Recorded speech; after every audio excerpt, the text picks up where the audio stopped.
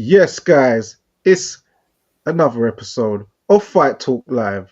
It's Danny Glover. It's October Red. It's Base the Kid. Bang on time. How you doing this evening? All good, all good. I'm all good. What, 12 comments already? Hold on, let me just go into this chat. Well, routed.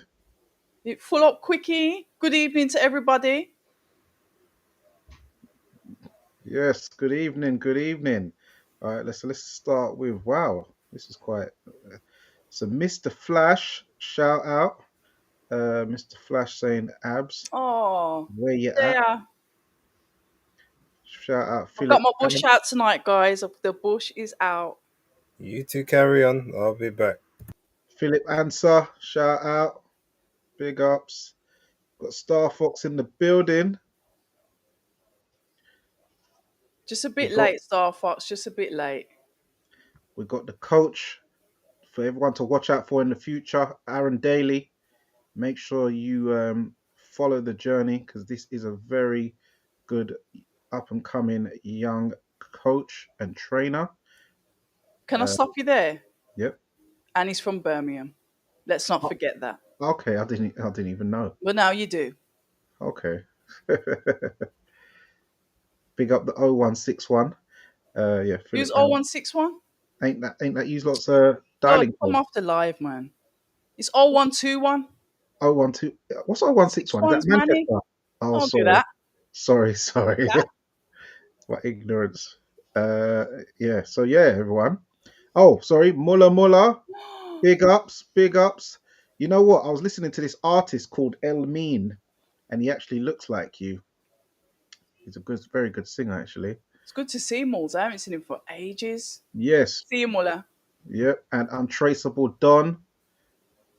Good to see you, man. He's saying bass is gonna cook. So Oh, yeah. So yes, we're here. So it's been a very interesting weekend of boxing. We had the Ring 4 out in Saudi Arabia. Main event was 4 a.m. UTC Arabian time, which was about 2:30 a.m. GMT to accommodate especially the East Coast Americans. So yeah, I'm sure you managed to watch this card. Um, I'm thinking, which fight should we start with, really? Um, well, straight away off the bat. Oh, well, actually, we've got the thumbnail. So, yes, base. Um, where do you think we should start? This is all October's event. She can take us where she needs to take us tonight. oh, okay then. Well, Mm. why not start off? I want to leave the final fight till last. I want to do it a little bit different this week. I'd like to start off. Can I start off with Bam and Puma? Because I remember when we spoke and you was asking for like, the predictions and what you thought about it, and I was like, I haven't really seen much of Puma. I'm not too sure. X, Y, and Z. So if I'm backing Bam, it's out of bias and lack of knowledge, really. Um, And what I can say from what I saw from Bam is that he just, to me, he made Puma look extremely poor. So whatever people had said about him before, and I kind of had this expectation, okay, let's see this fight. It's potentially going to be competitive. And it really wasn't. Bam really got to him early. I think he snapped his nose quite early. And you could hear Puma in his corner sort of panicking, saying that my nose is hurting. Like he was nervous about that. I know it's a horrible feeling because I've been smacked in my nose in sparring before, and it's not nice. Obviously not broken, but it's not a nice feeling. So obviously when he's felt that go, he sort of panicked. But I think when Bam obviously fought Sonny Edwards is clever on the IQ, knows his way around the ring, etc., etc. But Bam is now on the next level because he knows his way around the ring and obviously demonstrates power with it. It was, to me, it was a bit of a shutout. I'm kind of glad I didn't do any research because if I did, I might have been even more disappointed. It just seemed so one sided, but that sometimes happen when you put an elite fighter in with a good fighter. Not knocking Puma, but it was just different levels for me. Yeah, I mean, um, yeah, you got elite versus world class. Puma is world class, although he is much older, 9 years older. So he's coming towards the end of his prime or whatever peak he may have. So he's on the sort of the backslide of that, and he's always been a guy that will. He kind of grits out performances where Bam's a Okay. person that will style on you and he'll work, basically he'll just up the levels and make it look like, I'm levels above. Puma has competitive bouts with everyone, even when he ends up, being dominant or knocking them out. He always gives them moments, just the way he fights. But the fact that he was such a front foot, sort of come forward like pressure or like a swarming type guy Yeah. is, as I said the other day on picks, like that just plays into Bam's hands. Where when he has to go and chase you or hunt you down is where he shows lapses at times. But when he's either on the back foot or just in the middle of the ring engaging, where he can go do those semicircles and spin around the target. That's when he's at his absolute best, and we just saw that from round 1 to round 8, I believe it was when it ended. But what I will say is credit to Puma, because even when it was looking like all hope was lost, he was still in there trying to win. Sometimes you might see someone either just Give up. concede that Yeah. they're about to, that it's got not going to go their way, and either try to tuck up or just try to maybe nick it here and there. But he went for the jugular, and he said what he was going to do. He said he was going for the knockout, and he committed to that throughout, and hence why he got brutally knocked out Mm. at the end of the fight. But I enjoyed it. To me, it was probably I would say it was arguably the least competitive fight on the card, but not necessarily saying that's a bad thing. It just showed that there were, even though there's levels between several of the people within the card, like it was Mm. the clear separation between those two was more than I was expecting. I think that's what made it better, Yeah. because I knew that Bam would obviously do what he did, but I thought Puma would actually present more challenges than he did, which for me made it an even better performance. With this is what I got from you guys. This is what I got. Like potentially, this could be a more challenging fight. So that's what I expected. And when you have those expectations in boxing, that's the one thing about the sport. When you get those expectations, they're quite rigid, and then when it doesn't live up to that expectation, it's almost like, what on earth is this? But yeah, Bam, he's just extremely, extremely good. Yeah, he And is. nice to watch as well. He's nice to watch. When someone's a good boxer, but they're also a pleasure to watch. I find that with Bam. Like he's a fighter that you'll follow. Yeah, So he's a shout out to Robert Garcia. Lovely man. Lovely man. yeah. I think Bam is a boxer puncher. Very stylish. I love the way he was slipping off to the angles, doing the 45-degree turns, Yeah. throwing the counters, body head. But I wouldn't say that this was the least competitive fight, because the commentators, I think, gave Puma a major disservice. How Mike Coppinger or anybody gave Bam the first round, I don't know, because Puma clearly won the first round. Yes, he was exerting himself very well, but if you're talking about competitiveness, Puma was definitely not the least competitive on the card out of the opponents who lost, because he was. If you're talking about who landed the most, who landed the least shots, who was less committed, it definitely wasn't Puma. He was landing a lot of hooks. Yes, they wasn't really affecting Bam, but he was landing a lot of straight rights. His style is a bit strange, but his style is very effective. The way he throws these funny looking shots, he doesn't look like he's the most schooled fighter, but is actually very effective. The way he was Argentina. able to land shots and really, try and get this knockout, even though he's not a big puncher. Tough. But he's a rude boy. Like you can see from the press conference, the weigh in, he's a rude boy, and he stuck to it in the ring. He weren't one of them ones who tried to give it and then on the He's night not gonna. capitulates. You can see he's one of them Argentinian rude boys. Like even during when he got punched in his face one time, he done this little b-boy starts at the end around me, and Base was busting up laughing. But he's just like he's a stubborn guy, and I like that. So big ups to Puma. He was a unified champion. Only gave up the belt so he could defend it Bless against him. the Japanese Ioka. So yeah, he's a good fighter. Just Bam is, I feel, was the performance of the night. Um, Okay. the angles he did, the way he set up the shot for the pull counter, it was like one of them baseball home runs. Like he like saw the ball coming and just went bam and just knocked it straight out the park. And Puma was down on the floor, and I But it's can't. like he read him. He read him. Yeah, He he kept, read him so well. yeah, on the action replay, you can see he kept his eye on him at all times, which your coaches do tell you, but in reality, you kind of might half close your eyes or whatever. But he kept his eye on the target all time, and that was just a beautiful shot. That is up there for shot of the year, in my opinion. Mm. So what other fights on the card? Do you want to talk briefly about the Mil Sam Nicky? Knox. Oh, Sam Noakes, yeah. No, I watched like the main fights. If you're gonna go further down the card, no, I jumped on from Bam. Bam got. Okay. Oh, well, Sam Noakes was first, Oh, and was he? How Mason, yeah. dare I? Well, I enjoyed that fight very much. Shout out to both fighters. Yes, one man had to win.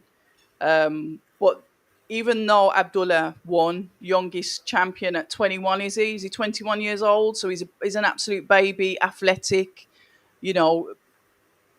But Sam Knox, what he did for the British fighters' reputation, as you know, we haven't got the best reputation when it comes to the American fans. So if there's any of you in these comments, I'm directing that at you. Quite a lot of them underestimate our fighters.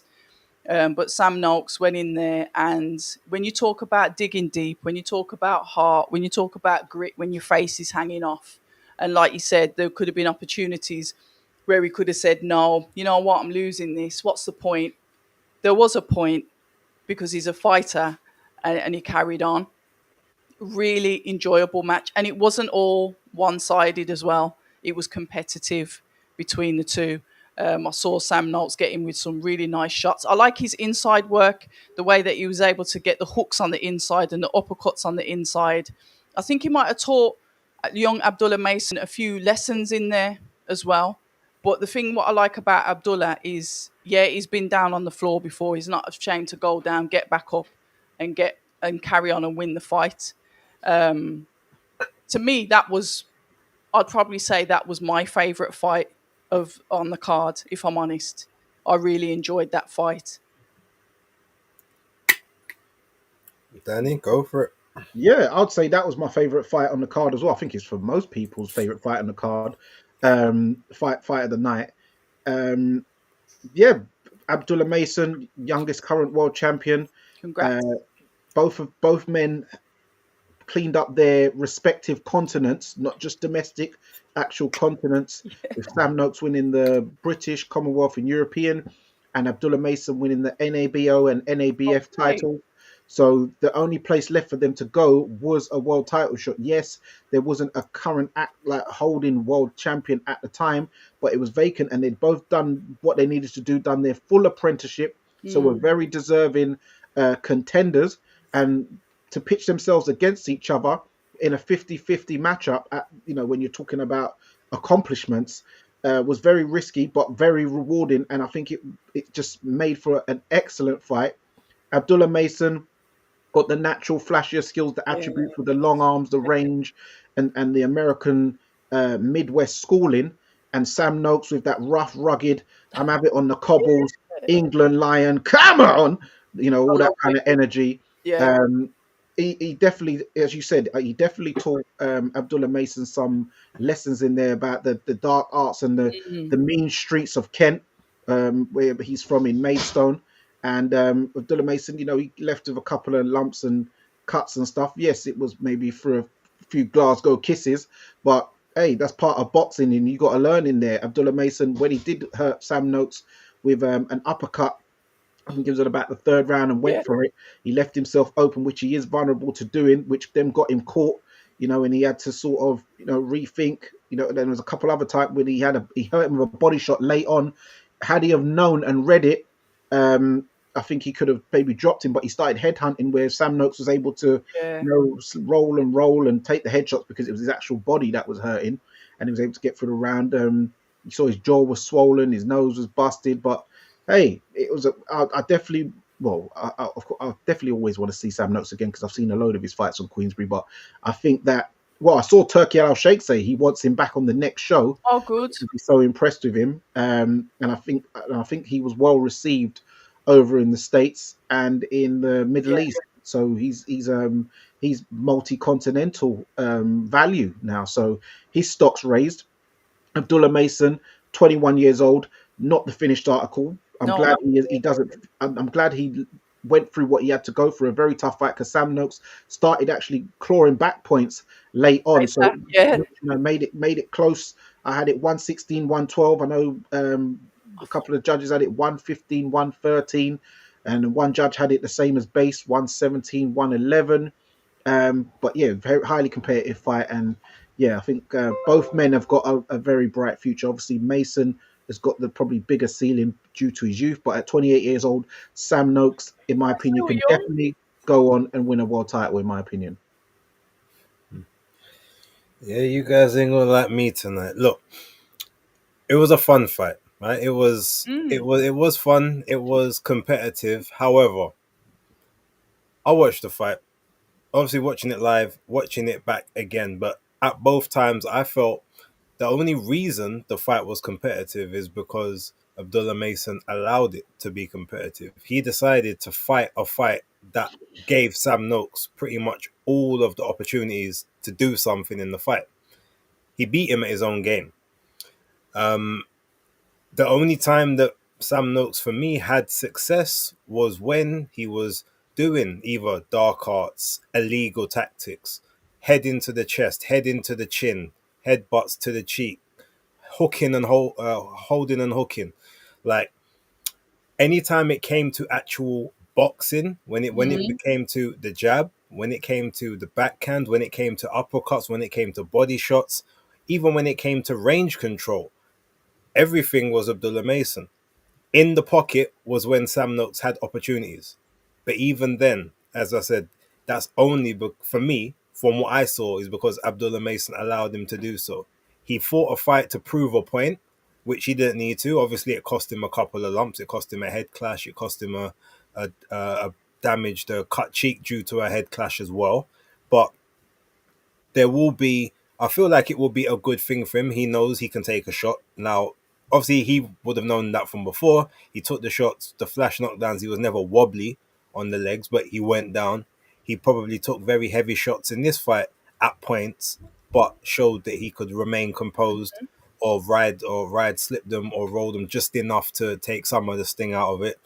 And yeah, ultimately, again, I gave Noakes a few rounds. I felt like like I said, he had his most success in the fight when he was just being dirty, rather than actually because he was winning a boxing match, which is ultimately what it is supposed to be. But outside of that, yeah, it was, to me, it wasn't a comfortable night because obviously anytime that you're in there in the in that sort of kill zone, you have to kind of be able to live in the uncomfortability. But while it was competitive, I felt it was a very, very clear Abdullah Mason win, and to me it already shows the levels between the two of them. So as you said, Danny, he's got the higher ceiling. He's already of a higher level now, and he's 7 years younger. Like, let the two of them fight again in 4 years, Oh, the come on. golfing class will be even worse. Yeah, Like that's that's like pointless. crazy. So, like, good for Noakes, and I think that, look, if another belt becomes vacant in the division and he still sticks around 135, because he does look like he might want to think to move up at some point. He Mm. might be able to sort of win a vacant title elsewhere. Just unfortunately, the guys who have the championships now, he's just not at that level. He's solid. He's good at what he does, but what he does only gets you so far. And I think that's what we found out on the weekend. that was pretty harsh. I mean, tonight is the night of harsh realities. Yeah, But it's gonna get worse. No, what I but to be will, fair, what I there's will, people in the comments that agree with him, but I said what I said, so yeah, what I will say is, yes, if a man knows that maybe skill wise he might not be on par, then he's got to use any form of tools and advantages he can. So if he's got to bring it to the rough and rugged set, then if that's the way, sometimes, as they say, you got to win ugly. And Sam, I don't think he was necessarily trying to win ugly, but he was definitely trying to Drag him into the deep end. drag him in down to the deep end of the pool, and you know, um, use any bending of the infringement of rules which he can get away with, if necessary, to try and get himself, you know, back in some kind, or try and get into an ascendancy, because he knew he was outmatched in skill and natural talent wise. So I don't blame him for it. I think, you know, you got to do what you got to do, and at least he was trying in there, you know. I'm with Danny on this. Yeah, That's cool. definitely with Danny on that. Who else is next? Can you remind me of the order? Hold on. How can we forget the alleged boring fight with Devin Haney and Brian Norman Jr., which to me wasn't a boring fight. Base will probably go the total opposite to what I want to say, but I enjoyed that fight a lot. I think he just outclassed Norman. And like I said, if I'd never seen any Norman fights or hadn't had a look at him, I would have thought Norman probably wasn't the right person to be in there with him. But I think, I enjoyed the fight. I like what Devin Haney did. I like the fact that he kept on. I always sometimes compare boxing to Street Fighter. When you find a move that works on your opponent, you keep doing it. And it was the check hook. That was the shot that kept on working. Haney moving all the way around the ring, the aggressor, and just really ruined any work that Brian was trying to get off. It was sad because I wanted Brian Norman to win. I really did. Apparently, Haney was the underdog. I don't believe that. But I wanted Norman to win because I did. No reason at all. But Haney put on a really, really good performance. And when I saw, I think it was Norman going back into the corner, and I was a bit annoyed with his father. So if there's any Brian Norman fans listening, his father had his mobile phone in his hand when he was giving him instructions.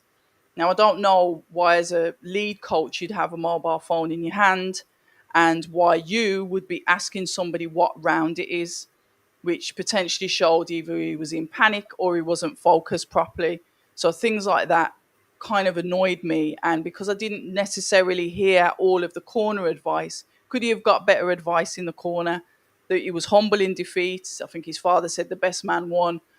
But I don't want to be seeing my coach in my corner with a mobile phone in their hand. Why does Red love to back a loser? I don't know. I've got a soft spot for losers because I can turn them into winners. Anything else, Star Fox? And there's three people. There's three people on tonight's live, by the way. Three people. Danny from Fight Fan. There's the lovely Base the Kid as well. And there's myself. Three people. Fight Talk Live is three people. So thank you to those that really do big up the channel. With all three of us that are on it. Three of us. So petty. Danny, do you want to Great go live, Danny. Great live, Base. You're on mute. Big up October Red, the founder of Fight Talk Live, by the way. Oh, you didn't have to say that. No, I did. Just saying. Right. Yeah, Danny, do you want to go or should I go next with this one? I think I should go because I can smell some serious gas Mark 7 about to come from you. So gas 200 degrees. Yeah. I like that gas Mark 7. For me, yes, it was the least captivating fight of the night, but it did have me gripped. One, because I noticed Devin Haney, he was doing things which made me very worried for him. I predicted that he was actually going to get knocked out, to be fair. Did you? Yeah, I did. I thought the left hook was going to catch him. I was one of those guys who thought the left hook was going to get him. So when he's come running to the ring, I thought, oh, bad signs. You're running to the ring, but the way you ran into the ring with your team looked so unorganized. I thought, what's going on? You just don't even look coordinated. So I'm like, okay. First round happens. The first thing I notice is Devin Haney looked like his legs were just trembling. They were twitching, twitching, twitching, like he was electrocuted, like when Marth got electrocuted in Home Alone 2. So Mark. I just thought, what is going on with these legs? Like, and his legs look skinny. They always do anyway. But I just thought, oh, you're twitching. Your legs look skinny. Brian Norman looks, kind of jacked and stuff. I'm just thinking, oh, this isn't looking good, Um, so he gets through the round, and I see him when he gets back to the corner. It's like he half talks to himself. Second round, he comes out, throws a left hook, straight right, drops Norman, dips down, taunts him in the face like, haha, gotcha, B. Um, and then he goes for the finish, doesn't manage to get it. From there, he then just goes on to display excellent boxing skills. Yes, they're not the most captivating. Yes, they're not worth 90 bucks or $100 if that's what they're charging in America. I think they were charging $60 for this one though in America pay per view. But we had the rest of the card, but it was a dominant performance in what it looked like on the polls as well when it showed the fan polls of who and many pundits thought that he was going to lose the fight. So he actually All went right. into the fight as the underdog. That's mad. Yes, we saw Conor Benn sleeping on Eddie Hearn's shoulder. That's And Conor, isn't it? yeah. But he's going to do that. We saw their argument about, you're not exciting and you're so good, you're boring. Eddie Hearn, raining on his parade and popping down that Devin Haney style when he was singing his praises from the rooftop before whilst he was promoting him, I which I say think go. which I think is a bit of hypocrisy within the democracy and trying to edge out any talk of Conor Benn having to fight Devin Haney for the WBO strap, the same WBO strap that his father Nigel Benn won in his first world title victory. So people must remember that it was not the WBC strap; it was a WBO at light middle. Um, so yeah, I think people are being a bit harsh on Devin because people tend to not like Devin's antics out of the ring. They might not like Bill Haney. Yes, Devin Haney is corny. Yes, he is Is he? cheesy. I do, yeah, because he's a bit of a wannabe Floyd. He says the exact same lines as Oh Floyd. yeah, I saw He that. In says he says he's Pretty Boy Floyd reincarnated. He says he's an Okay. A plus fighter. I'm an A plus fighter. He's a C plus fighter. He's doing the whole like rhetoric like verbatim. So I'm like, yes, you kind of look like Floyd's lost love child, but you're not Floyd Sunshine. Just be yourself, and you'll be all right. But yeah, I think it was a good performance, especially as remember if you're talking about his last performance when he was literally running around New York Times Yeah, that, Square. that was horrible. And this was a much better improved Yeah. performance as he got demons in his head, I imagine, from getting dropped about what 3 times in the Ryan Garcia fight. Mm. So yeah, I think it was a good performance for what it was. Yes, the least captivating, but I don't think it's as bad as everyone else is trying to make out it to be, in my personal humble opinion. Drum? Looks like for the first time tonight, all three of us are agreed. No. I said from the start that Haney was going to win that fight. I said he would win it on Yeah, points, you and I did. said it would be quite comfortable. Just be due to the fact that he's faster, still got the reach. Basically, I just believed he'd be able to nullify pretty much all the stuff that Norman did. Now, I didn't expect him to start becoming the left hook specialist in the fight from early. But in terms of the fight, I didn't think it was boring at all. I thought it was a very entertaining fight.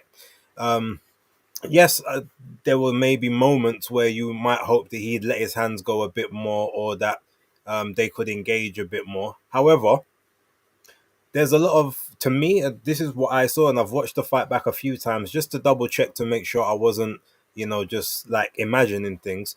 But the majority of times when people were saying that Devin is, he's doing the illegal tactics of obviously ducking underneath the waist and then he's clinching to stop the action. Mm.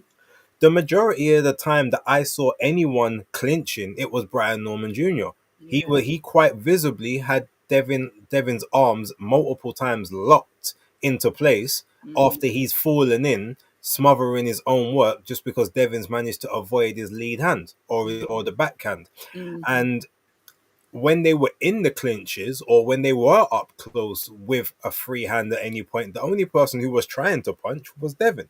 So Yeah, in the clinch. Yeah, yeah. in the clinch, and even like I said, and even on the inside, the only time Norman, anytime he tried to initiate an attack, was always from outer range, loading up from one side of the IMAX screen to the other, so you can see the shot coming. Devin, he had nothing, but he was watching those punches going in slow motion. I was watching them in slow motion on the TV, and I had it on 1.5x. Like it was just, I don't understand how we ended up being that slow. Now, yeah, the Sasaki fight obviously flattered him a little bit. The Santillan fight to a degree flattered him but even in that fight for several rounds he was taking a pasting. But the thing about Brian is he's good with guys will come towards him and obviously try to give him the openings or give him the opportunities. But not We've box. we've clearly seen now that he hasn't quite got the level it takes just yet. He's 23, that's fine, but there's just not enough substance there at the moment, and Mm. that's clearly the reason why him and his dad, or maybe his dad more than him, was ducking that Jerron Ennis fight for all that Yes. time and only started talking once they knew that he was tight at the Mhm. weight and that he was potentially about to move up and Mm. tried to create clout off of the name afterwards. Um, it was, like I said, it was. I found it entertaining. I didn't think it was a boring fight. Conor Ben, cool. Connor can be Connor. Eddie can be Eddie, but ultimately, like anyone and their partner can see that all you're trying to do is create separation and distance between you, because if you go in the ring with Devin Haney like will school Conor Ben every single day of the week. He won't have to worry about whether he's got a good chin or not, because Conor ain't got the level of ability to be able to touch it. He ain't been in there with enough credible people.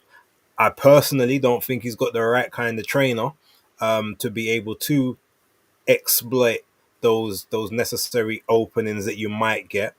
And after the Garcia thing, I also just don't think that Haney is gonna allow himself to be in those positions. Not to mention the fact that what's the one criticism everyone says about Devin Haney? All he does is fight smaller guys, always smaller, shorter. Well, what is Connor to him? Like Devin's about 5'10", 5'9.5", 5'10". Connor's like what 5'7". Like so, ultimately, he's got the longer reach. Just keep him on the end of a jab, and bearing in mind now that we actually see with someone who is a big puncher like Brian Norman, you can tell at this point at 147, the same as at his first fight at 140, Devin appears to have some power. He appears to have some pop, and you're not just going to be trying to run into through the front door when you've got a defense that can be leaky, especially someone like Connor who, if he wants to, will just swing wild shots and leave his chin exposed. So outside of that, yeah, look, I thought it was a good performance. And it's to me, it's just a fact that people don't like Devin the same way as because people don't like Shakur. If it was Tank Davis in the ring who had that exact same performance as Devin Haney, no one would have been saying that Yeah, oh you're he right. was boring, oh he puts me to sleep. Yep. Oh, he just doesn't want to go for it. He doesn't want to throw punches. He's scared and rah, rah, Mm. rah, because because they like Tank. For whatever reason, they like Tank. And name your favorite fighter and give them Devin's performance there, and I guarantee no one says anything. Real. So as far as I'm concerned, like the noise is the noise. I made my feelings clear on Monday regarding the whole True Geordie thing, so I'm not gonna say that again here. Could you just But give us a summary though? I said he's a clown for for what he said, for the video he made calling him a coward, and then he was even more of a clown for the video, the post fight video that he made, where he was basically still just being bitter and salty because the guy he wanted to win didn't win. Same as he was acting Oh right. stupid on the live watch along as well for Oh, I the didn't entire see that. time. I didn't see any of it. I've I don't. seen I don't like watch. I like and enjoy a lot of his content, and I think it's cool. But it's like if you're that bitter, just leave the subject alone, because you're not. There was nothing you're saying in that that's like of any substance or any note. Okay. Um, but yeah, anyway, that's by the by. For that, I Okay. like the performance. I watched it several times, and no one can say, "Oh, Because I know sometimes you get the comment of, oh yeah, but like if you don't get to have an opinion if you don't pay for the fights. And I do subscribe to that some certain points, but because I did pay for it, I can have that opinion. I enjoyed it. My money was well spent. That's the way I Yeah, look. yeah, I agree. But you know what, Base? I think I didn't like the way that Connor was sort of. Well, it wasn't Connor, wasn't it? It was Eddie that was saying, "Yeah, we probably won't go for that fight." That was looking at Rolly Romero, Barrios, and somebody else I can't remember. Um, I think that if Connor wants to test his boxing ability, the perfect fight for him is Devin Haney. Perfect. Yeah, but he won't do that He fight because he won't. doesn't have boxing ability compared to Haney, and Eddie knows that as well. Hence why he's downplaying the fight. It's the same thing Oscar De La Hoya does when he doesn't want to put his guy in the ring with someone. You create clear separation between you and them so that you can downplay and say, oh, well, there's no money in the fight. It's boring. Why would we take that when we got better options? You know, I mean, sometimes I understand it and it makes sense. Politics. Other times it's just noise. And unfortunately, um, you know, Eddie can come across as very bitter and very, you know, sort of, I guess, very spiteful when things aren't going his way. Yes, yeah, he may have had several paydays that he had to pay Devin that he didn't really want to, but you know, let's put it this way. Let's see if something happens between him and Ben Whitaker if he does the same thing. I'm pretty sure that Eddie's starting to show some of those colors that people were talking about years ago, which I, you know, it's starting to ring true. Maybe the whole bitterness of boxing thing is starting to get to him. There's yeah, yeah. You know what? There's no friends in business, is there? At the end of the day, so if you, like they say, if you want loyalty, buy a dog, and Yeah. it's Yeah. one of them. Um, the main fight then. Um, Yeah, go on, Danny. So I know you're the Mexican monsters advocate, and you always have been. yeah. Well, yeah. For now, he's now adopted. He's really adopted the Mexican monster moniker. You know, when it's been given to you by a man of the ilk of a man like Mike Tyson, you will adopt it. And I feel he is leaning into that Mexican heritage more now.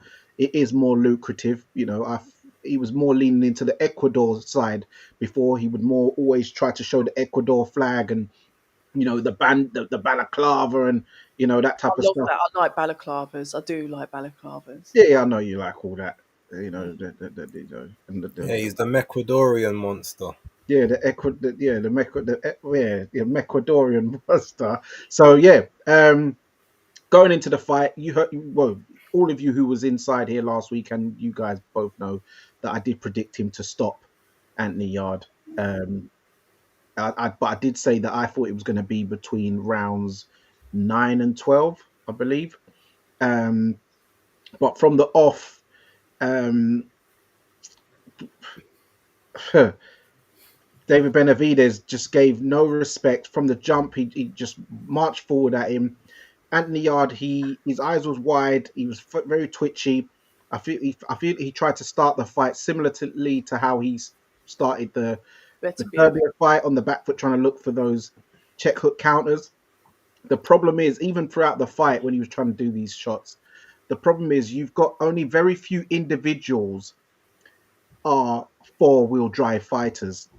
Most fighters are either front-wheel drive fighters, which are most of them, and Yep. some are rear-wheel drive fighters. Hmm. So when I'm talking about that, I mean in people who are able to get purchase power on their punches from rear wheel drive. Like I know people try to talk about Floyd's power, but he's able to get power off of the back foot, check hooks, knocking Ricky Hatton into turn posts. He's always used great counter shots. Terence Crawford is a rear is a I say he's a more rear wheel drive fighter because what he does, he likes to lure you into his shots and catches you as you come in and then clocks you and then down you go and stuff like that. But he can also do front wheel drive. He's a man who can do both. Roy Jones could do both, but Anthony Yard, with his power, his physique, is a front wheel drive fighter. He should have been trying to come forward, press the action, um, I don't feel I don't know. It just the tactics were off. I don't know if the ambition was fully there and the self belief, because even in the build up, he kept when we're talking about how when he went into the build up with Kovalev, he was saying everything is timing.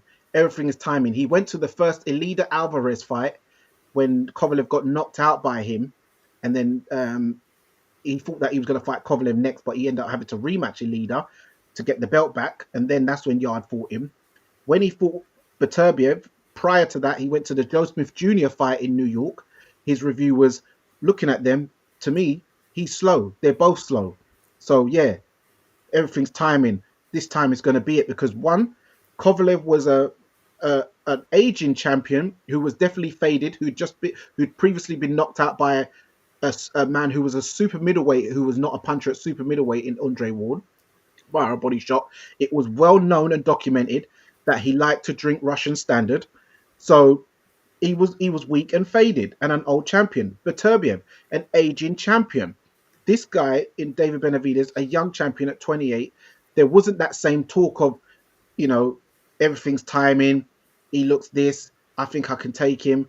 It was, I just wanna effing shoot out. I just want to shoot out. So it's like he's reduced himself to now saying, I don't think I can beat you in any department. So let's just have a shootout where I can at least make it 50-50 and hope for the best. Mm. That mindset alone is not the right mindset, in my opinion, into going into a fight with. And I think David Benavidez knew this, hence he stuck it on him. And when he did, Yard didn't have any answers for him. You know, we saw in round 5 when he hit him with a 18 punch combo when he What had his the arm hell? locked, reminiscent of when I had a street fight in school Oh, back in the day, which Base was in attendance for, and he can attest. Yes, it wasn't oh, as fast as shots, but I did the move. Facts. It's documented. So I you know, feel my, left my out. That nephew, was my nephew, hell. my nephew, I think heard about it. My nephew David Benavidez heard about it, and he pulled off that move.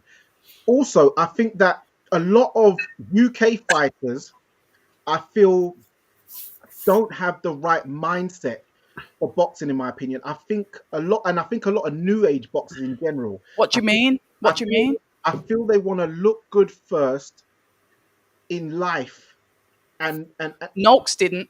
no, I'm not talking. Yeah, yeah, There's exception to this. There's yeah, yeah. exceptions What I'm for talking all about, British I fighters, feel because there's no. Edgar Berlanga said that about Hamza Shiraz and he got clarted. Yeah, but I'm thinking it's a certain type of lifestyle where, when Yard's getting hit, he was more concentrating on when he's getting hit with combinations, he keeps shrugging his shoulders and flexing his pecs to show it, like, I don't know, to look swaggy, but that's not the message. You got to go for it. Like, even David Lemieux, who also got uppercutted about 25 times in that first round where he nearly got finished off, at least he went for it, in my opinion. He was actually slugging it out and really trying to bang with David Benavidez, and he actually did have a shootout. Yes, he come up second best. Morel.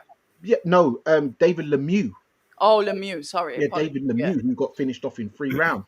Andrade went for it. Yes, he didn't have the No, artillery, yeah, but boo he boo. actually went for Yeah. it. Yard, I don't feel, went for it. I don't know why. And as I said, what it is, I've noticed with a few of these boxers, a lot of them, they're worried about how they look. You got Javante Davis worrying about his, having that nice gelled cane roll. You got, David Adelaide, he wants to look quite nice and hot boy, bad boy, rude boy. Anthony Yard, when he's in the gym, you see him, he wears a bonnet and stuff like that. That's not the type of look and mindset. You got to be kind of, as I said, remember when I spoke about the older generation, our granddads wouldn't be caught with hairstyles and things like that on their heads. Our parents, our dads wouldn't be caught with that. But this generation, I feel, has not got the same testosterone level, and it's showing. Unfortunately, there are people from other demographics like the Chechens, the Dagestanians, the Mexicans, South Americans, who keep it traditional, keep it quite primitive, and that is what helps them, I feel, in combat sports, and why they are excelling over other people. I feel, Can I be a especially devil's those who are advocate? westernized. Can Sorry. I be a devil's advocate and speak for the others? So you're saying that a man wearing a bonnet defines his masculinity? It's Is not this the podcast vibes? is this. I'm just saying it's not the right look for a fighter, in my opinion. Mike Tyson wouldn't. You wouldn't see Mike Tyson doing that. You wouldn't see Marvin Hagler, even Sugar Ray Leonard, who was, you know, billed as a poster boy, a good-looking man, but even a Sugar Ray Leonard and a Sugar Ray Robinson, who like to look a bit, you know, nice and that down the juke joint or wherever he was going. But yeah, in the what was it round? There was at end of the round. I think it was end of round 6. The corner, they didn't even know what round it was. They thought it was round 6, but it was round 7. Yes, Tunde did well when Yard's nose was busted. Told him, don't blow your nose, because if you do, your eyes are gonna blow up, which is a true thing. So well done for that. But when it comes to stemming the flow of the blood, the flow of the blood from the nose, I feel they may have needed somebody a bit more experienced than the guy they had in the corner. I know the guy very well, Archie. I feel that he didn't do the necessary thing to get a nosebleed stemmed, which is something which is quite standard in, you know, a cut man's job. It's not like you're dealing with a big gash over the eye and stuff like that. He couldn't get that under control, which was then bothering Anthony Yard. Yes, it was. When then in the 7th round, when he did ship another combination, then went to the ground to sort of gather himself together. Yeah, discombobulated, wasn't he? Yeah, it was a lot of shots going in. And what it is because David Benavidez is very adventurous with his combinations. And what it is, I feel also a lot of the light heavyweight, a lot of boxers in general, but a lot of the UK light heavyweights, what they need to do is take a mental leaf out of his book, where it's fine to be a thinking fighter, but don't overthink things. Because when you're looking at David Benavidez, the way he fights, he's not second guessing things. He's never hesitant. There's no hesitation, is there? There's no hesitation. He has full belief and he's moving to you. Where Jamie TKB said, I'll move to you if you move funny. David Benavidez is actually on that. That's why he said to him, I said to him in there, you wanted that war, right? Let's go. And he just sort of went, and it was like, yeah. And he tried to gather himself. He said that he got hit on the ground. I think it kind of skimmed him, but also Yard. I wasn't sure if his knee actually hit the ground. He wasn't on the ground at the time of the shot. Yeah. I don't know. He leaned down into the rope. So Benavidez is you're not down yet. Your glove and your knee ain't down. So I've clocked you, just one more, and that's when he's gone on the floor. The refs took 2 points of him, which I thought was a bit excessive, but I think Benavidez didn't care. You didn't see him protest because he thought the writing's on the wall. It's going to be over in a bit, yeah. Yeah, and he hit him with 2 massive left hooks, and you know it really shook Yard to his boots. His legs, it locked like a line bike that had run out of time. So it was bad, and the ref done the right thing and stepped in there. But you know, listen. Yard always shows bravery in there, but skill-wise, he wasn't at the races with David Benavidez, and we can't put it down to 12 amateur fights because David Benavidez didn't have no amateur experience really either. I thought he had no amateur fights, but he actually said that he had 15. But we know that most of his time was actually spent in the wildcard gym losing weight, as we saw. He was a fat kid. Yeah, you know what I mean? He was putting there with Triple G and stuff. So he was one of the, you know, he's got that fat energy with those energy levels, which allows him to reel off combinations time after time after time. How his style reminds me of a faster version of Nathan Cleverly, who's also a pressure fighter, relentless, works the head and body, big work rate, running up them mountains in Wales with Enzo Calzaghe and Joe Calzaghe. But obviously he's more adventurous with the combinations and stuff like that. But I've always spoken about David Benavidez from years when nobody believed in him. Everyone laughed at me. I know slowly but surely Base is becoming a believer that he is different from the other PBC boys. And yeah, he's gonna we'll talk about after we do the review, we'll talk about afterwards where he's going next, because I know that is going to be a subject matter. Of course it is. But Yard, what he does, you know, I think he has to come back to the domestic scene and actually fight the domestic guys, because I know Tunde said, you know, no disrespect to Dan Aziz, no disrespect to Craig, but these guys are not on Anthony Yard's level. And if he fights, and if any of them fight Yard, they would get knocked out. You know, I'm not here to gloat or anything like that because I would never do that.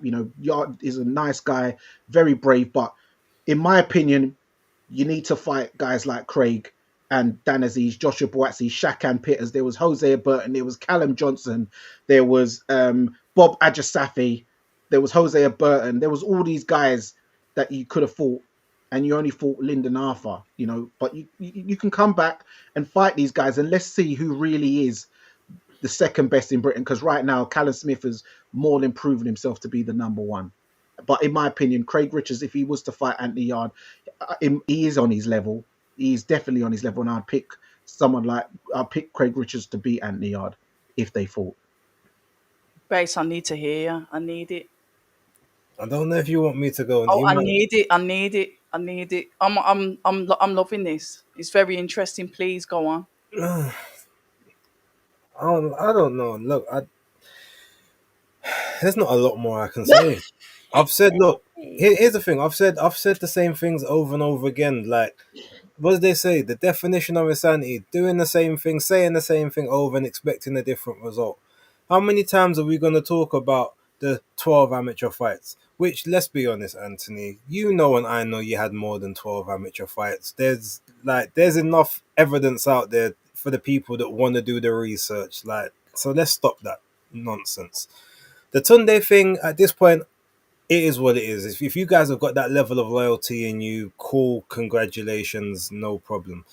I've spoken numerous and numerous times about nobody knows what level he's at because he's either fighting the best of the best that he's always the underdog against, or he's fighting absolute no-hopers that no one has heard of. Probably even their own family members don't know who they are half the time.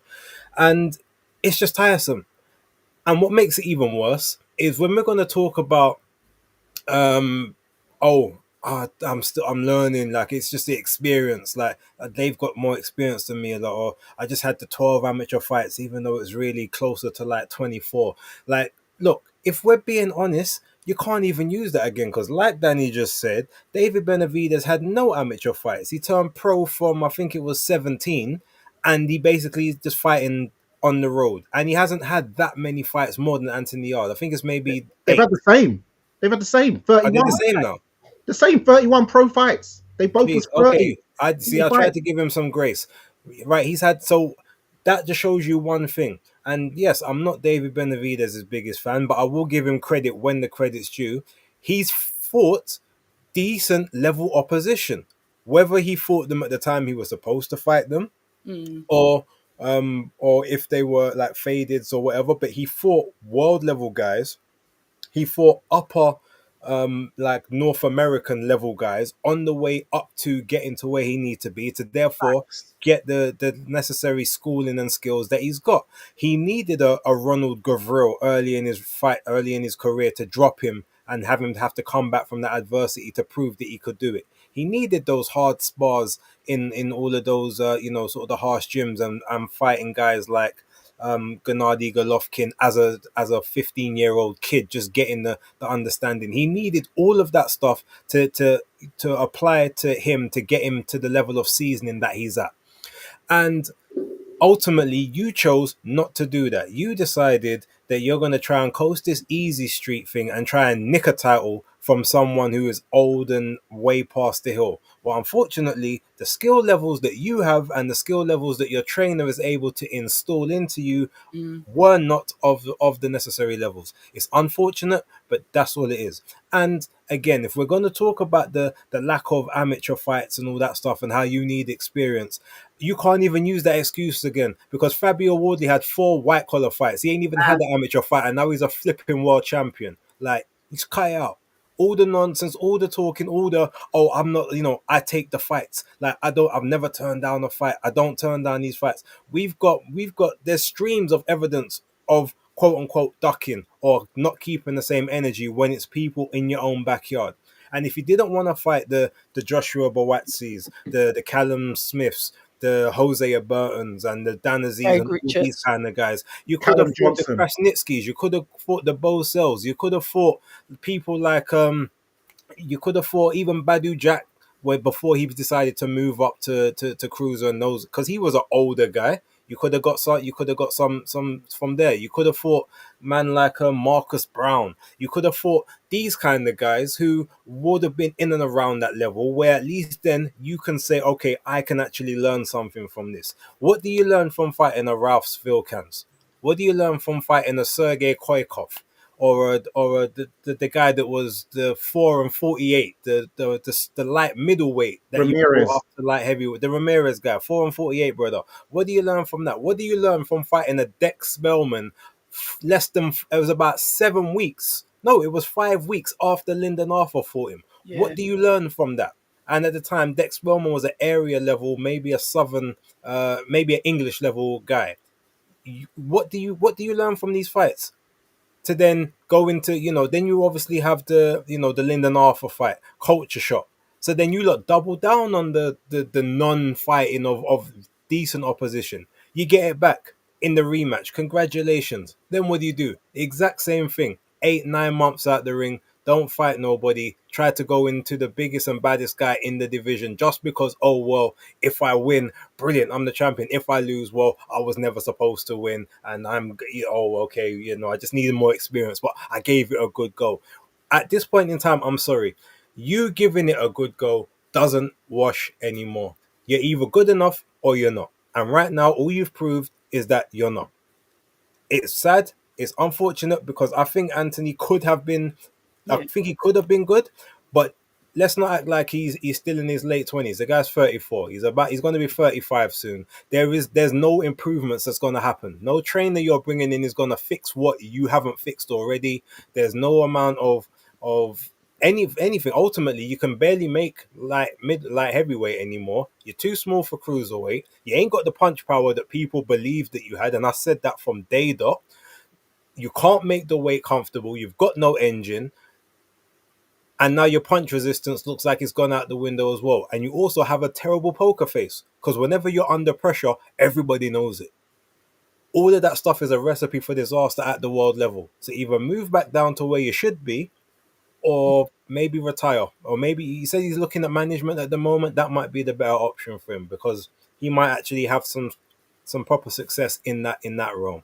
That's kind of how I feel about it. I don't want to be saying this stuff because I genuinely think there was something there, but it's been mismanaged from day dot. Okay, maybe they did well on the Adidas thing, even though it wasn't an official sponsorship, but that's something I ain't gonna talk about right about now. I don't want to get into any more trouble, but it's just it's frustrating.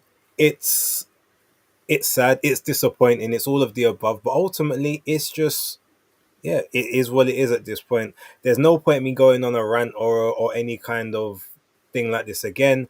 It is what it is. It's not going to change. If he fights Boatsi, I've still got Boatsi even in his weakened state. If he fights Craig Richards, I've got Craig Richards. I've got Dan Aziz against him. I've got Ezra Taylor against him. As I've even got Willie Won't Hutchinson against him as well. Like it's just he's just not where he needs to be, and he is way too far gone to be pulled back right now. So you wanted it red, you got it. yeah. You're No, welcome. and I hear every minute of it. One of the things I will say, just to add on to that, and to be fair, I think Blood Beats brought up exactly what I was going to talk about, is who was he sparring in preparation for the Mexican Monster. You don't really hear much about who is sparring, whether they keep it secret or whatever. But usually see people take pictures in camp just to show a little bit of preparation.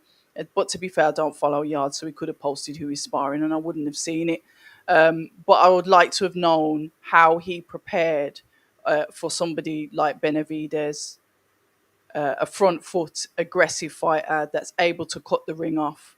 You're going to have to be able to nullify his work, utilize potential feints. Like you said, he's a front foot fighter. Try and come forward. All of these things were going through my mind. And I just think that there was not real good preparation towards the fight. I always do believe that Yard, if he doesn't get you out there close to the mid rounds, he's going to start to fade into the later rounds. I've always said that about him. And believe it or not, whoever is listening, I did actually want Anthony Yard to win. It was sad to see him get such a beating because that was savage. It got to the point where I looked away from the screen because those Josh Kelly 900 hooks coming in at once was just, it was terrible. And then to see him literally go on the floor because it's like he needed a rest was something else. He really didn't like when his nose was bleeding. I'm not saying that it put fear into him, but he looked extremely uncomfortable. Like you said about not knowing what round it is, does that suggest some panic in the corner, not concentrating? I did hear Tunde give him some advice early on, but I do believe that Shout out tried. Tony. Sorry, Red, but Okay, this that's seems Ben very Whittaker's interesting. dad, and he said we tried to get hold of Yard's team for sparring, but didn't get a reply. There you go, then, and that's from Ben Whittaker's dad. Shout out to you, and I'll see you this week. I look forward to seeing you. So, to me, if you fail to prepare, you prepare to fail. I will say I do agree about the level of opponents. It's either let's get this great money fight, this dangerous fight where we can get some money, or we're going to fight lower level opponents. But there's this thick skin of British fighters that are waiting there, good quality, good caliber of British, European, world level fighters from UK that opportunities could have been grabbed with but there weren't. And yeah, I do agree, Jessica. Too much time on the ropes. He just couldn't seem to get off the ropes. Benavides. Big up Jessica. That's actually one of my workmates. Oh, okay. Shout out to Jessica. But yeah, it was just it was a sad fight to see.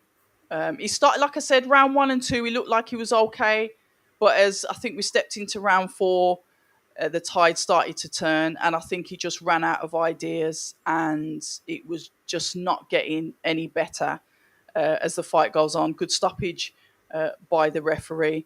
So to me, it was who was he sparring? How did he prepare for the camp?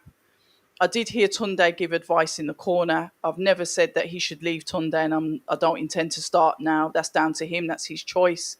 I agree with you, Base. There's a level of British fighter that he should be fighting in between these like high level fights. And unfortunately, no, I'm not a boxer. No, I've never laced up the gloves and gone in the ring as an amateur or a pro. But I pay for the fights. I do have an opinion. You may not agree with it, but it doesn't necessarily mean I'm wrong. Or if you see someone and you don't agree with what they say, you want to kick their head in. It just doesn't work like that because we pay. We're part of that ticket. We're part of that purse because we pay to watch you fight, whether we're at the fights or not. I pay for my DAZN subscription. That includes these pay-per-view fights. So sometimes you have to learn how to take a little bit of criticism so you can get better. Nobody's perfect and we all make mistakes. And if we listened a little bit more, you're saying it's probably too late, but if we listened a little bit more to other people as well that have got your best interests at heart and not just following you around saying yes, you might actually improve. All lions in the camp. Before you even get, one thing I even forgot. Okay, so whose bright idea was it to go on the back foot against Yeah, Benavides, that's who's got yeah, the longer reach yeah. and is taller than you, and is obviously a front foot person? Everyone knows if someone is a front foot fighter, you're supposed to try and back them up and put them on the back foot. So why are you voluntarily going on the back foot when you're supposed to? When you look like Mr. Muscle Man, when you look like Mr. I'm the big strong bull That's in there. been Like fight. why are you trying to dance like a gazelle, knowing that you got no gas tank? If you say to a man, let's just have a shootout, then have a shootout. Why are you trying to box on the back foot when you've never been good at that in the first place? You Did didn't get success against Benavides Lyndon force him Arthur did fighting on the back foot. You lost the first fight doing that. You won the second and the third by being a lot more front foot? aggressive. Like, Yeah. I don't know how you do that. Even if you think, oh, this guy might have power, you actually take the power off of the shots when you lean into the shots rather than leaning away, To allowing get the the shots full to get full extension. extension. The whole thing just goes to show there's a lack of IQ.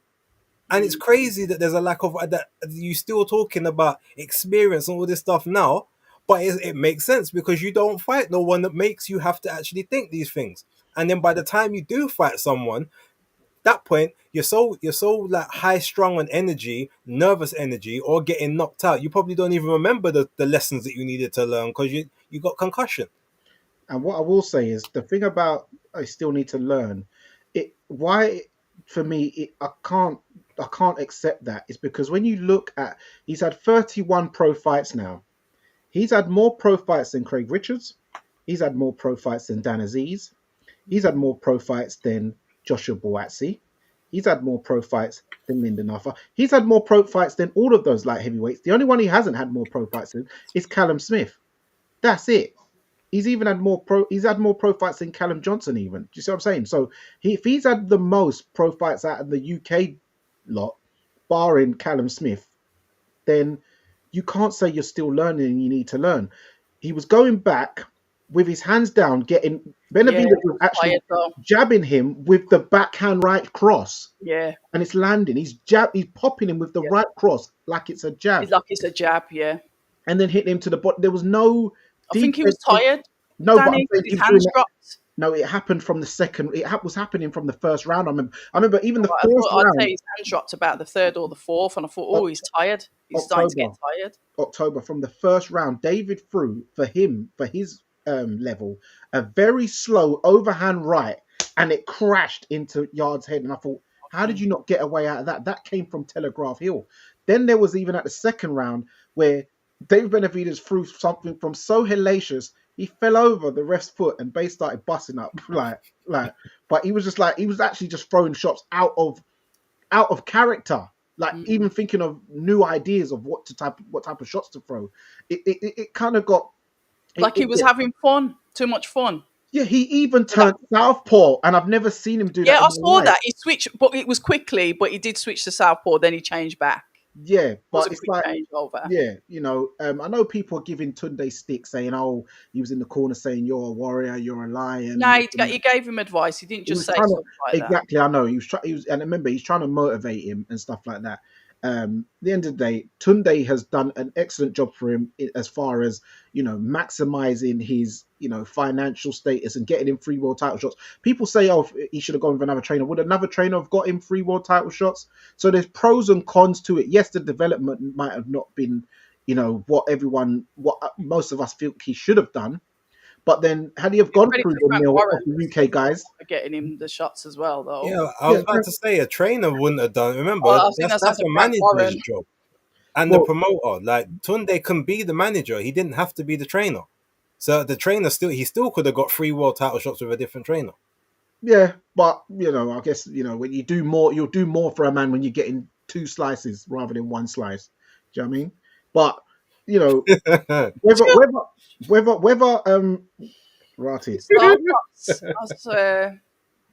whether he was with a different trainer or not, and he went through if he went through the mill of the UK guys, he might have never seen a world title shot.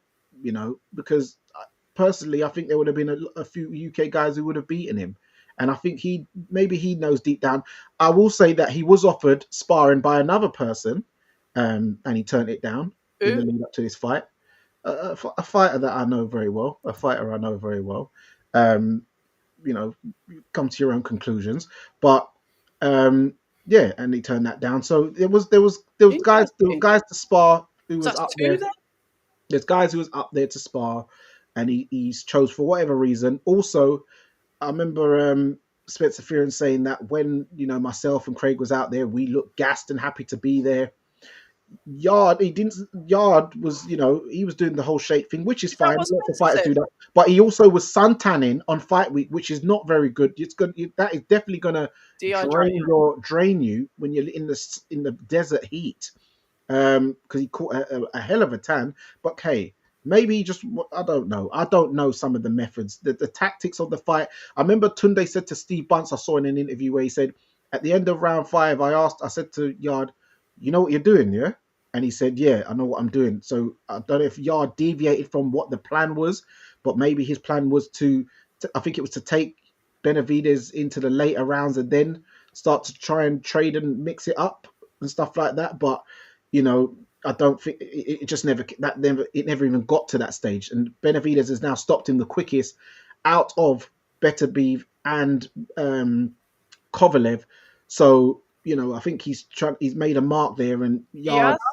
unfortunately, you know, I know he's got to work on the stamina because the branding is stamina for sale. You have to work on your engine. You have to live the life of an athlete. If you're not, you can't be half stepping in this because you can get seriously hurt. Yeah. And that he did get seriously Yeah. hurt in there last night, and he got seriously hurt in the Beterbiev fight. So you got to take things. I think he's got to take things a bit more seriously, and not yeah, and take accountability. You know, Well, when you think about like, if you think your fighter does not know what he's doing, it's time to repeat the instructions, isn't it?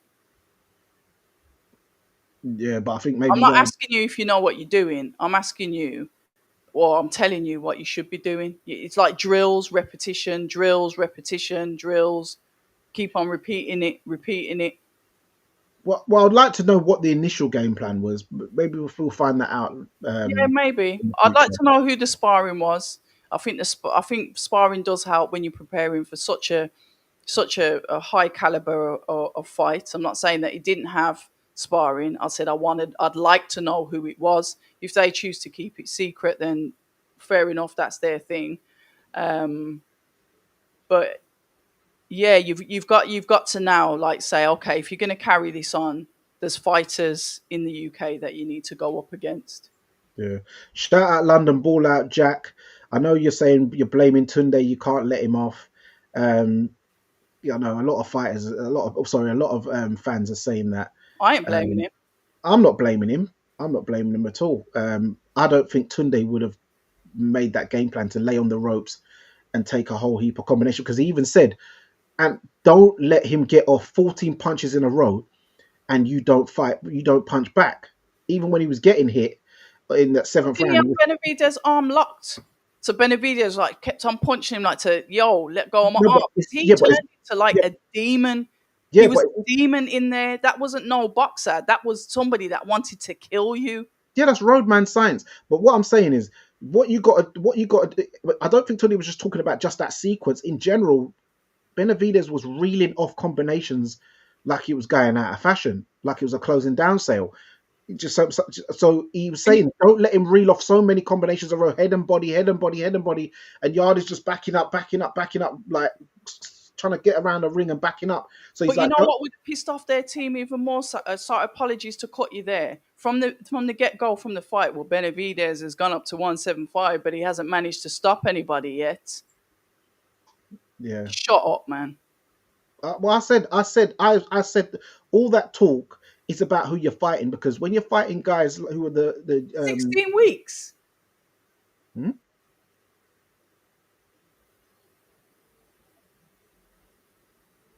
Well, that's a long time. Well, they had enough notice, I guess, yeah.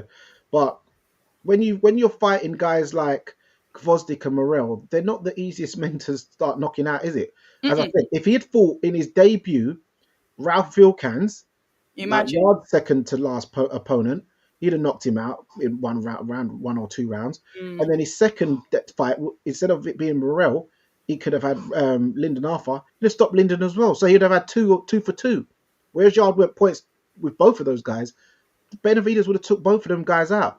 And you know, even Joshua Buatsi, I don't know how confident he would have felt getting in there with Benavidez because had Benavidez been in there with Zach Parker, I'm pretty sure he would have got rid of Zach Parker, running around the ring or not. He would have got rid of that brother within three. You best leave Boatsy out of this. I'm just saying.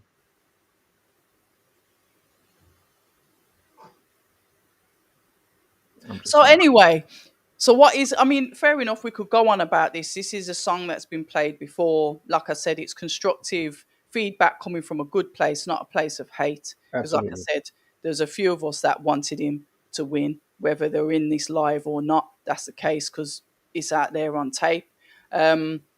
But congratulations to Benavidez, a fantastic fight, a brutal fight. And he's decided that he wants to jump up to cruiserweight and he's immediately gone for the throat of Zerdo Ramirez. I've had a few WhatsApp messages from Mick Francis, who is obviously to do with Jaya Pattaya, basically saying that Zerdol's ducking Jaya Pattaya. There's so much going on now. What base? I'm gonna point this one back at you. What do you think about obviously Benavides? If you haven't given your full essay on this one, and him obviously now jumping up to cruiser. I told people he was going to do this from last year.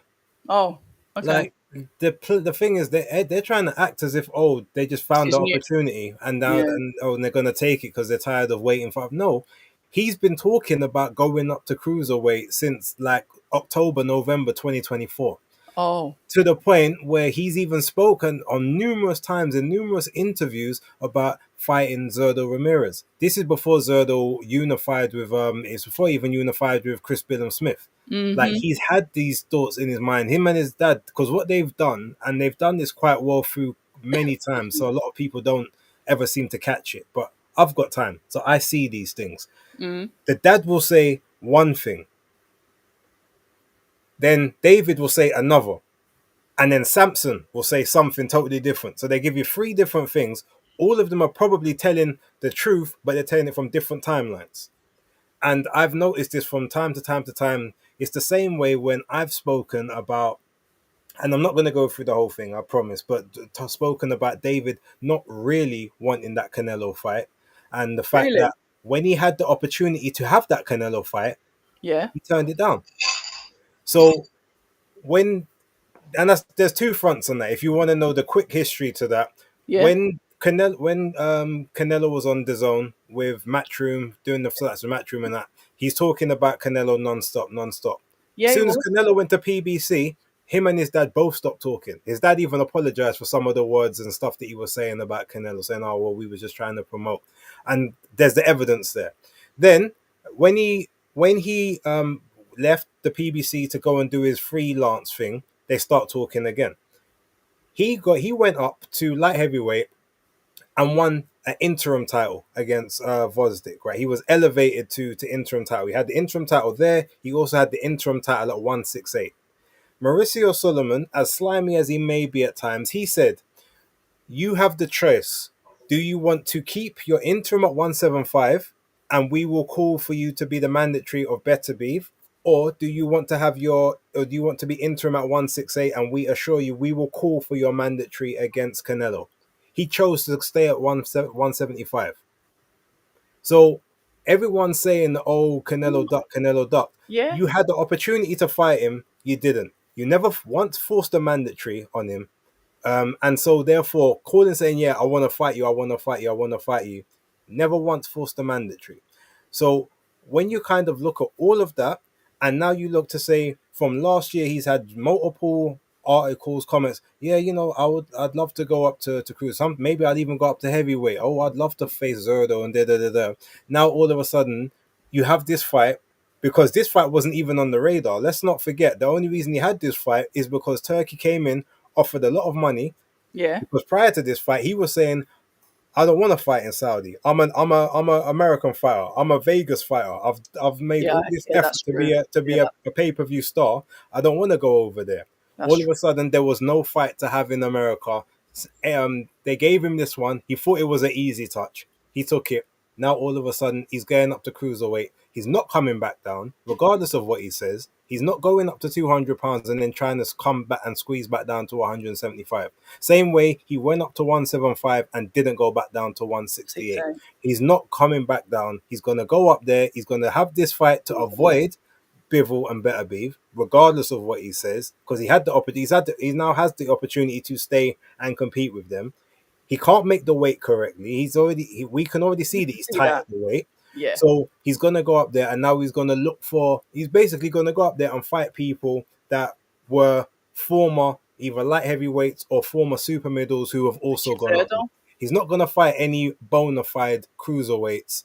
And Joe. if he does ever go up to heavyweight, it's gonna be towards the back end of his career when maybe he can be a bit faster than the other guy. There's a lot of angling in what he does. But what I will say is when he is in the ring, for better or for worse, he does deliver, and I will give him credit for that. I've bet against him a couple times. He's proven me wrong a couple times. So I have to respect that, because if I bet against you, clearly you have to be better than what I thought, unless I've seen certain things in certain fights, which that's a whole nother story. But yeah, ultimately he's going up there. Yes, it's a good fight, but guess what? They could have had the same fight at 168 when they were both champions. Never And did unified it? the title. He didn't face Caleb Plant when Caleb Plant was a world champion. Waited until after he got beat before he faced him. So he's had 4 interim titles in his entire career. He's beat 1 world champion, which was not Andre Durrell. It was Anthony Anthony. Durrell. That's the only champion he's beaten. He's had 3 interim, well, 4 interim belts if you include the WBA that he got from Morrell when they had their unification of interim titles. So congrats to him. I'm sure it will be a fun fight against Zerdo, but all of what he's done so far does not put him on the pound for pound list. That's another thing I'm extremely annoyed and agitated by. But that's subjective. That's opinions of people that don't really know better, or they should know better, but they're choosing to play politics. But yeah, Zerdo and Benavides, it would be a good fight, but I think it's 5 years too late. Although at least now neither of them can complain about being weight drained or well, I was tired of the weight, whatever. So they can both be fleshy and flabby together. So they should all have good Hey, inputs. So that's muscles what. don't win fights. Yeah, exactly. In my opinion, I think it's clear. Yes, the base made some interesting points, but I think it's clear as day that Canelo's been in various interviews saying, "Why should I fight him for? Why should I fight him? What does he bring? Just Yeah, just true. extra weight." He was not interested in the fight, and guess The what? fight When you was look never at ordered. if you If yeah, you but believe, if you want the fight, you make them force the fight. You make Canelo have to drop the belt if you really want it. Again, as I just said, they offered him to fight. They said we will make sure that you are called next, and he decided to go to 175 instead and stay there. well, I we can don't show you the know. interview where he even says it. He Yeah, well, even we yeah, talks well, about it. yeah, but we don't know what was in the back of the scenes, what Canelo might have done to navigate around things like that. I just don't believe he was Danny, interested in the fight. look, And guess what? I you can love doing understand this with the why. BBC guys, and every time I'm always right. No, but I'm this always right one you're when we wrong. do This this when one it you're comes to wrong. BBC guys. Do we This really one want to you're do it again? this one you're wrong. But but I'm forget not about wrong. I've Canelo. got the receipts. You All right, don't. all right. Forget about Canelo then. So even when he's got up to this 175, the reason why he's not fighting Bivol or Beterbiev, one, the Bivol has just had back surgery, so he's not available to fight. We all know this. We don't know when he's going to come out. Hence, Beterbiev has even wrote a statement saying, "How long are you trying to wait? You wait until I'm 50 years old? Do you want to fight? Where's this trilogy? Where's this trilogy?" Beterbiev was scheduled to be on this very card on Saturday against Dion Nichols. For whatever reason, he's pulled out. So he obviously clearly was not available for this fight. I don't know if It he was was injured. Nichols that actually pulled out, not Better Beef. No, Dion Nichols has put statements out and said that it was not his team, that he It got was his team. informed. He said that he got informed. I can pull up the receipt on Instagram and TwitX that he's the one who announced that the fight was off. So and he said he doesn't know why, what's happened, etc., etc.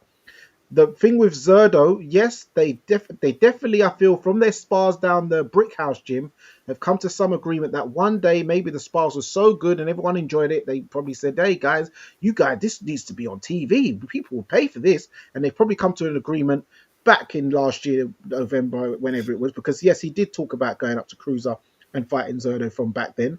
So yes, and hence they're making it on Cinco de Mayo week for the Mexicans. So I guess this is going to generate good money. But he has said that he is looking to do this one fight and then come back down to 175, which I do think is sensible because he does not beat Jaya Pataya in my opinion. He's not But coming back down, Danny. but You know he's not. what I think he should do, I don't know if he's going to do it. The sensible thing would be, I know some people might not like it, but What? Zerdo Ramirez did in his first debut fight at Cruiser fight at the old cruiserweight limit of 190.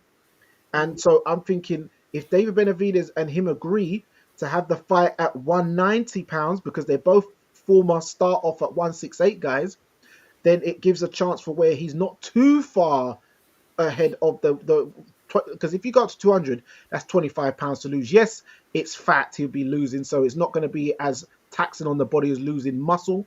But if you're coming at 190, then you just have to lose 15 pounds to get back down to light heavy, and you can resume your career. And at this stage of Better Beef's career, by the time he does fight Better Beef, if he does come back down and fight him, he'll be 42 years old. I think he'll be too fast, too youthful, etc. But yes, if we're talking about prime Better Beef, yes, of course, I believe he would have beat Benavidez. Same way I think Jaya Pattaya would beat Benavidez. But I think stylistically wise as well, I think with the volume and the pressure and the constant pressure on someone like Bivol, especially a man who's, if he's coming off of an injury like a back, which is very very alarming. That could be career ending. Yeah. I feel he'd beat Bivol as well, and he's obviously got confidence because he reckons he dropped Bivol in one of their spars. So hey, Danny, all right, let's do this because I like making money off you, right? Do you want to bet? A simple bet that he's not going to come back down to light heavyweight after this fight with Zerda Ramirez. So basically, you've got all of next year. You can have a little bit of 2027 if you want it as well. Oh my But god! we gotta have, let's put some money on this. Seeing as you're very confident that he's actually going to do what you're saying he's going to do, and I'm telling you that his whole career, his pattern of behavior tells me he's not going to do that. Do you want to? Do you want? You don't have to. You can say no. Cheeky But fiver. no, we got to bet for proper money if we're going to do this. He knows. He knows what. Oh, really? Oh, no. So it's your question. What do you want to do?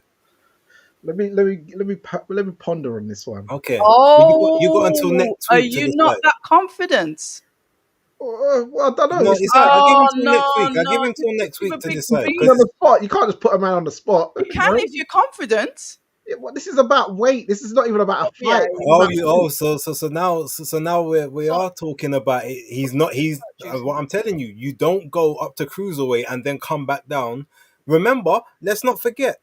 Roy Jones Jr. went up to 190 to come back down to 175 and got splattered all over the ring. You really Lost think muscle, though. Benavidez wants to do that?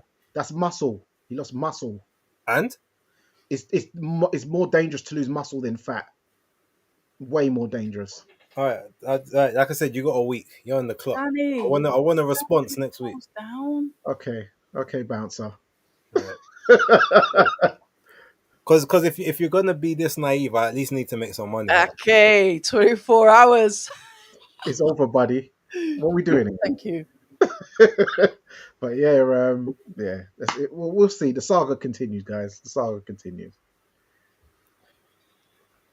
All right, we got Also- anything else that we need to discuss from the weekend? Well, I just finished watching the Lucas Rohrig fight, and that was an exciting fight. Gosh, I ain't watched it yet, Yeah, that was he was in a real fight there. Good I grief. was in trouble. Well, yeah, he was in an exchange. I don't know if the ref said kind of break, but not in time, and he got clocked and he went over in the first round. Did he? Yeah. But it wasn't counted as a knockdown because it was like on kind of on the break, but it was like literally a split second. So it was really like a touch, and yeah, but he wasn't that hurt. But then he did get hurt in the second round by a shot. But then he managed to drop the guy in the second, and then with a headshot, like on a counter, and then he dropped him in the fourth round with a body shot, and he also got a point taken off in the eighth for low blows. What?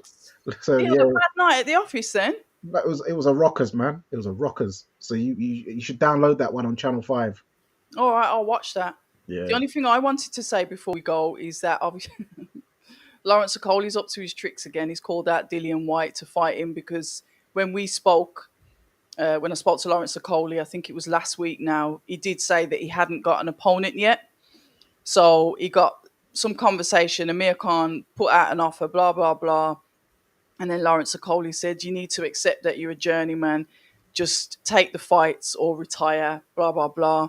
And then Dillian's management team has laughed and said, look, not enough time, 3 weeks. We spoke about this fight how many weeks ago? About 4 weeks ago. You didn't offer us any substantial amount of money. So what are you on about, basically? So that's sort of still bubbling. And I think Michael I think Dillian's manager said, "Hold on a minute, why don't you fight Riakpo? You've avoided fighting him for years, etc., etc." So that's simmering in the background. Probably nothing's going to come of it, but yeah, that's something that's just kind of happened this evening that I've been keeping my eyes on. Yeah, I saw the post. Lawrence Cody's playing some kind of 50 Cent song with his face against Dillian White's face. I didn't read the caption, but I imagined it was some kind of call out. Yeah, Yeah. but that's it really. I don't think anything. Has anything else been happening? Anything on Twitter? Well, I No. know. Well, as much as a lot of people won't know, I feel like it's relevant for us to at least just give a quick mention Mm, to mm. Takuma Inoue taking on what's his name? What's it? He's a former kickboxing world champion, the one that Floyd Mayweather beat up in that exhibition that they had. Oh, Oh, no, he's going to say something else. that's I not remember, that's not Sasaki. That's not Sasaki, but twin there's some. Shin It twin sounds similar to that. Shin Yeah, twin. Tenshin Nakatani. That's it. Yeah, Nasakawa. yeah, Nasakawa, Tenshin Nasukawa, yeah. Japanese. Yeah, yeah. that fight I think is taking place on Wednesday. I think Is it's it taking place tomorrow. Yeah. Or like like it might have been midday or today something? actually. I'm not sure. Let me double check. Yeah, it must be midday because that's their timing, really.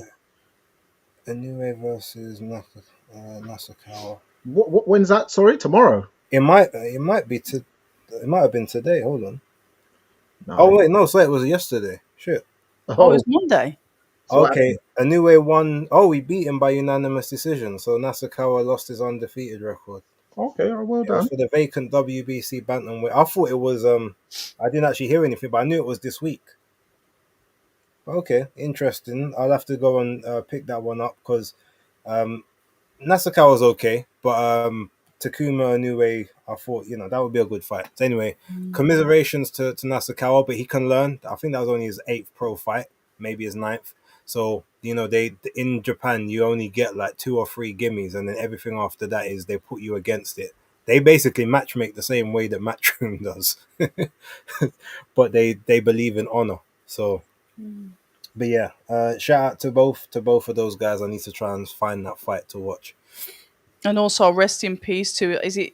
I can't pronounce his name. Vanez Oh, Vanis Martin. Matarosian. Thank you. Rest in peace. Another fighter that unfortunately cancers took from us far too early. Born 1986, and Yeah, unfortunately just passed. So rest in peace to him.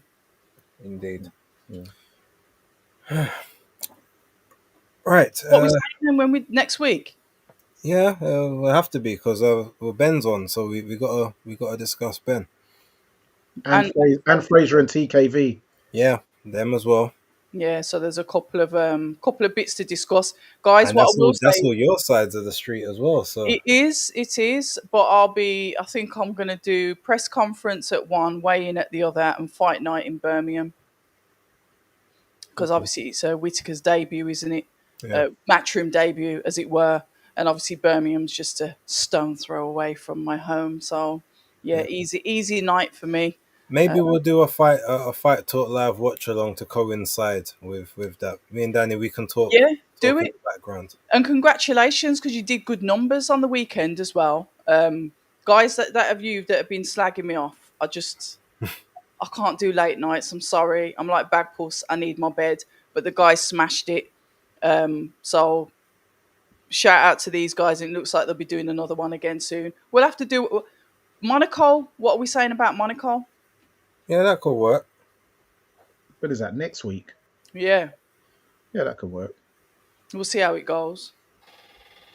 But thanks to all the guys in the comments. Really appreciate every single comment that comes up here. For the ones that we can interact with, we always do. We love the fact that you guys keep on coming back. It looks like Tuesdays at 8 p.m. seems to be our time. It's working really well. And as Bay said, Maestro is here in spirit, but he's doing his own things in New York. And the time scales, the time zones, it just didn't seem to marry up too well. So you've got the three of us. Like I said, the three of us.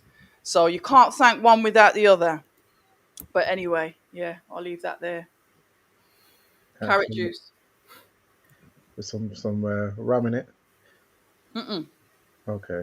But yeah, I think we've it's been a good one. I hope you guys, anyone watching on the playback, please be sure to like, subscribe, share, hit the hype button, hit the thumbs up button, and subscribe to October Red Media, Base the Kid at the Hardcore Casual, Fight Fan TV Live. Also, Maestro did do a video last night. Also, so you can check that out at Maestro Milka. Also, subscribe to Fight Talk Live as well, if you please. Subscribe to the Instagrams, the Twitexes. All that will be in the descriptions, I believe. And until next week, remember, guys, persistence beats resistance. You know where it is. Got my white fingernails.